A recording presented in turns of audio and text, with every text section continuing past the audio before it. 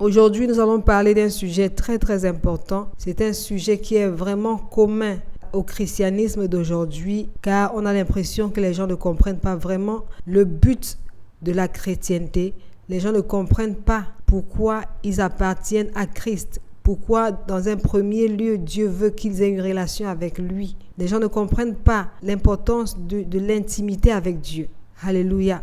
Donc, pour mieux comprendre cela, nous allons lire Luc chapitre 12 à partir du verset 28. La Bible dit, quant aux vêtements, pourquoi vous inquiétez à leur sujet? Observez les lys sauvages, ils poussent sans se fatiguer à tisser des vêtements. Pourtant, je vous l'assure, le roi Salomon, lui-même dans toute sa gloire, n'avait jamais été aussi bien vêtu que l'un d'eux. Si Dieu habille ainsi cette petite plante des champs, qui est là aujourd'hui et qui demain sera jetée au feu, à plus forte raison, ne vous vêtira-t-il pas vous-même? Ah, votre foi est bien petite. Ne vous inquiétez donc pas et ne dites pas que mangerons-nous ou que boirons-nous, avec quoi nous habillerons-nous. Toutes ces choses, les païens s'en préoccupent sans cesse. Mais votre Père qui est aux cieux sait que vous en avez besoin.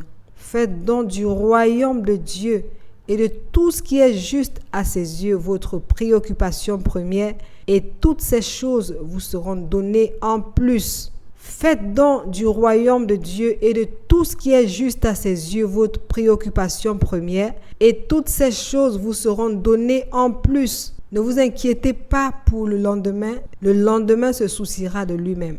À chaque jour suffit sa peine. À travers ce message, je voudrais encourager ou bien faire comprendre à une sœur ou un frère là dehors qui va d'église en église, tu te balades d'église en église, tout simplement parce que tu n'as pas encore compris pourquoi tu appartiens à cette merveilleuse famille de Dieu. Alléluia. Nous constatons malheureusement de nos jours que la plupart des gens se trouvent à l'église, mais ne savent pas pourquoi ils sont là. Les gens viennent à l'église pour plusieurs raisons. Alléluia. Mais le plus commun, c'est la quête des miracles, la quête des solutions rapides. L'église aujourd'hui est vue comme un centre de maraboutisme, un centre de la magie. Ce n'est pas ce à quoi Dieu nous a appelés. Dieu ne nous a pas appelés à vagabonder d'une église, d'une assemblée à une autre, vagabonder d'une communauté à une autre à la recherche des miracles. Qu'est-ce que la Bible nous dit? La Bible dit que nous devons faire du royaume des cieux notre préoccupation première. Le royaume des cieux est tout ce qui est juste aux yeux de Dieu. Nous devons chercher le royaume de Dieu et sa justice. Alléluia. Nous sommes en relation avec le Christ. Nous sommes en intimité avec le Christ. Nous appartenons à la famille de Dieu. Le but ultime, c'est de passer l'éternité avec le Christ. Voilà pourquoi il demande chercher premièrement le royaume de Dieu et tout ce qui est juste à ses yeux. Et il dit quoi? Et toutes ces choses vous seront données en plus. Ça veut dire que les miracles ne sont qu'un bonus pour le chrétien. Un chrétien ne doit pas monter, descendre, aller de gauche à droite à la recherche de miracles parce que c'est quelque chose qui nous est dû de par notre relation avec le Christ. Nous avons droit aux miracles, alors nous n'avons pas besoin de monter, descendre, vagabonder d'une église à une autre à la recherche de miracles. Si nous comprenons que le secret, c'est de marcher droit sur le chemin que le Christ nous a tracé, marcher sur les voies du salut, marcher sur les voies de la justice de Dieu, faire plaisir à Dieu à travers notre foi. Toutes ces choses, toutes les choses pour lesquelles nous nous inquiétons, nous seront données en plus. En plus de quoi? En plus du salut. Ça veut dire quoi? La raison première pour laquelle tu es dans cette famille, ce n'est pas d'abord pour voir les miracles dans ta vie, mais c'est parce que tu as reçu le plus grand miracle qu'il soit, celui d'être sauvé. Alléluia. Et le Christ te demande de marcher selon ses voies, marcher selon cette voie qu'il a tracée.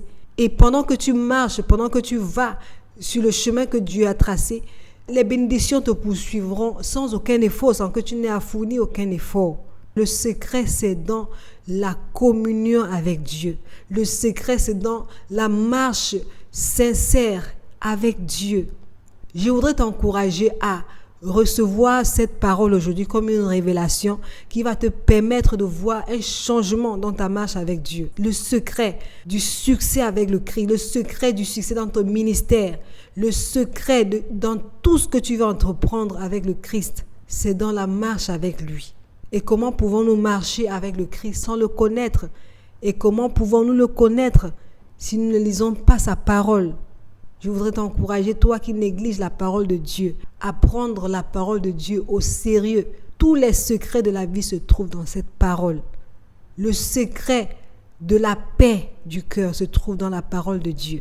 Le secret des bénédictions financières se trouve dans la parole de Dieu. D'ailleurs, la Bible dit que nous avons déjà été bénis de toutes les bénédictions spirituelles dans les lieux célestes. C'est pas comme si nous sommes à la recherche des bénédictions, nous sommes déjà bénis. Nous sommes déjà bénis.